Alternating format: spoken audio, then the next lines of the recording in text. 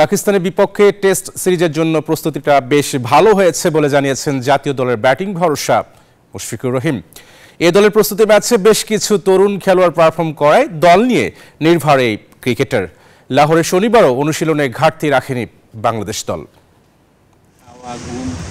খোশ মেজাজে Mushfiqur Rahim. Pakistani great cricketer Mohammad ইউসুফের সাথে গল্পে মজেছেন মুশি। তার কিছুক্ষণ পরই নির্বাচক আব্দুর রাজ্জাক যোগ দেন আড্ডায়। ইউসুফের সাথে হাত মিলিয়ে নেন এ দলের অধিনায়ক বিজয়ও।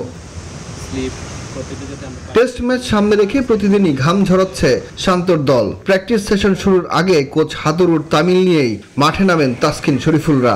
এখন থেকেই ম্যাচ নিয়ে পরিকল্পনা শুরু করেছে বাংলাদেশ দল। তা বোঝা গেল ক্রিকেটারদের নিয়ে কোচের মিটিংয়ে। বোলাররাও প্রস্তুত হচ্ছেন পাকিস্তানি ব্যাটারদের ঘায়েল করতে। ব্যাটাররাও স্বাগতিকদের পেস অ্যাটাক সামলাতে করছেন নতুন নতুন কৌশল। তাই মুশফিকুর রহিম বলেন, পরিকল্পনা মাফিক মাঠে পারফর্ম করতে চান তারা। Before the test, other guys come, so hopefully it will benefit us. Pakistan শাহিনসের সাথে বাংলাদেশ এ দলের প্রস্তুতি ম্যাচ ড্র হয়েছে। সেখানে দারুণ করেছে কিছু তরুণ ক্রিকেটার। তাদের নিয়ে বেশ আশাবাদী মুশফিক।